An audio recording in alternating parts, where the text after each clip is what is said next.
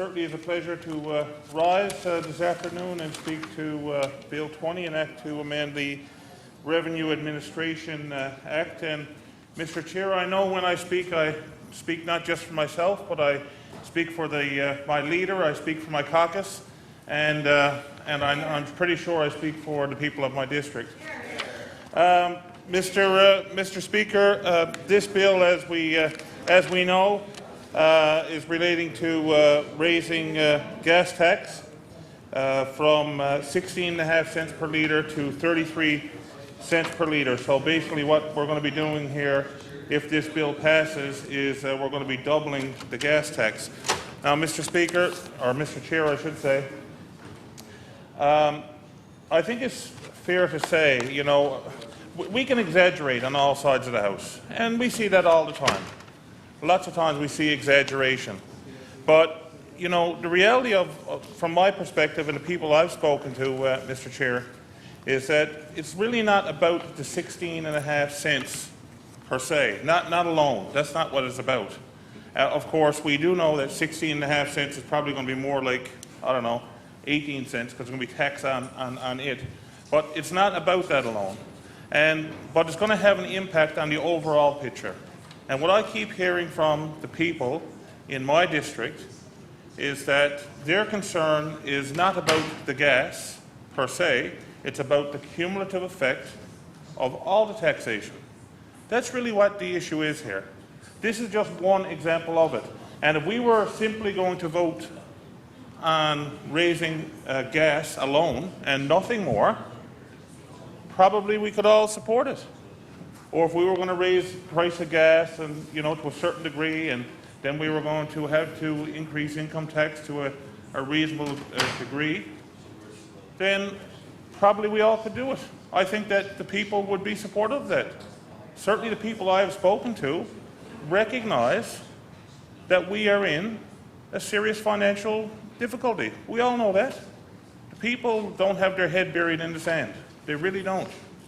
And nobody over on that side of the House does, and nobody on this side of the House does. We all understand that there's a problem. We all get that. Everybody gets it. The issue is about the degree to which we try to deal with the problem, the degree to which we try to tax, and that combined with some of the choices that have been made. And to look at it and say, well, if certain choices perhaps weren't made or certain things were delayed, well, maybe we wouldn't have the tax to the degree that's being proposed. And what it comes down to is a reasonable balance. Nobody wants to see the province of Newfoundland and Labrador in financial ruin. Nobody wants to see that. But by the same token, we also don't want to see the people that are living within Newfoundland and Labrador, our citizens, we don't want to see them in financial ruin either. So it basically comes down to striking a balance which recognizes the financial circumstances of the province, recognizes the problem that we legitimately have, and by the same token, it recognizes critical services that are required, and it recognizes people's ability to roll up their sleeves and chip in, their ability to pay.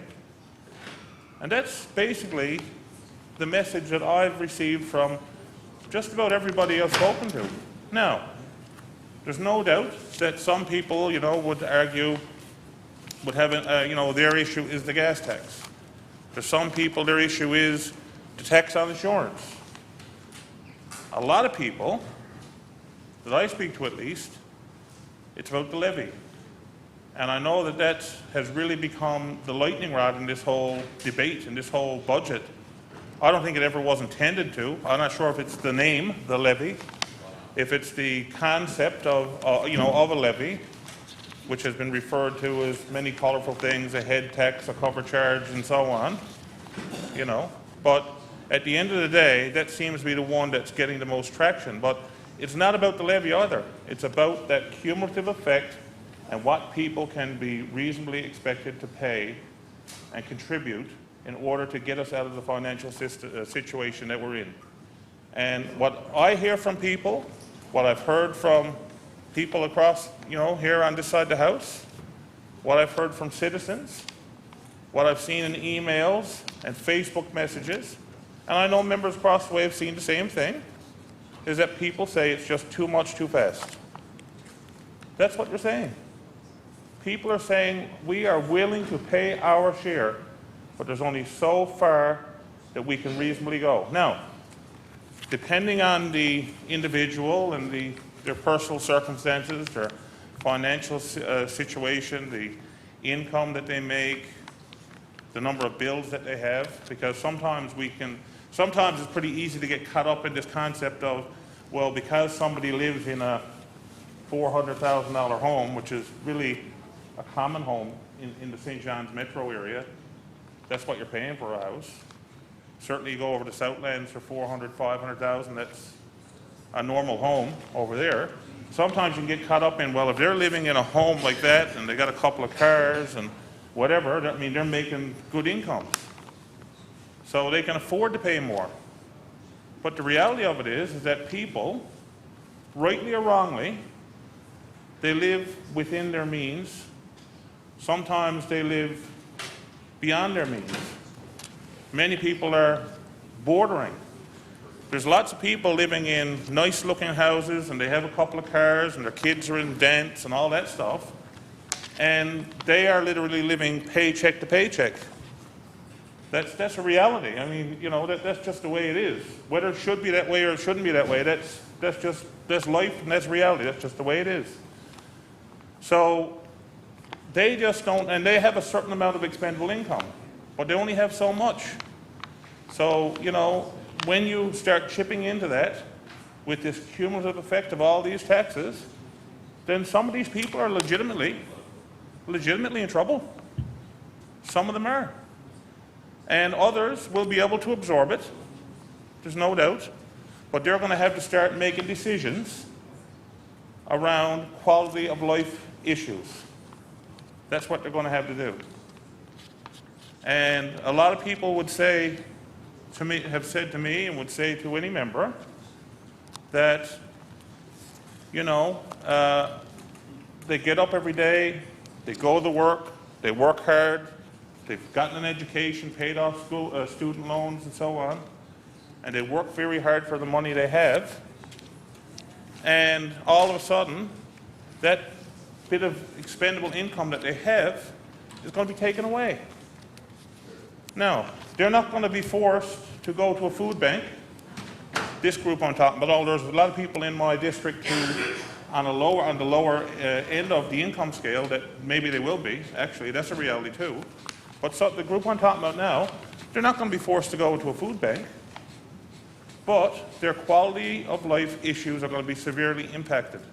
And when we talk about their quality of life expenses and so on, you know, we're talking about the ability to put the kids in hockey or skating or ballet or dance, things like that, the ability to go out to a movie, the ability to go out, have a nice dinner every now and then, the ability to be able to take a vacation.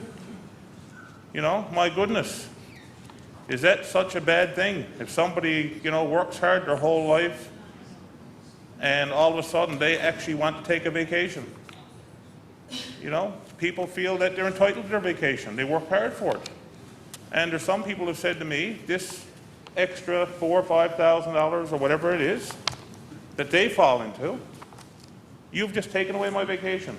Thank you. That's what you've done. So, depending on the demographic, depending on the individual circumstance, that's a reality. Some people are in much worse situation. Some people literally may have to go to the food bank. I've had people tell me that they may have to file for bankruptcy. I don't know. I mean, I don't know their personal circumstance, but that's what they've told me. So there's no doubt that all of these things are causing various degrees of impact on people. And certainly the people in my district are telling me that it's too much.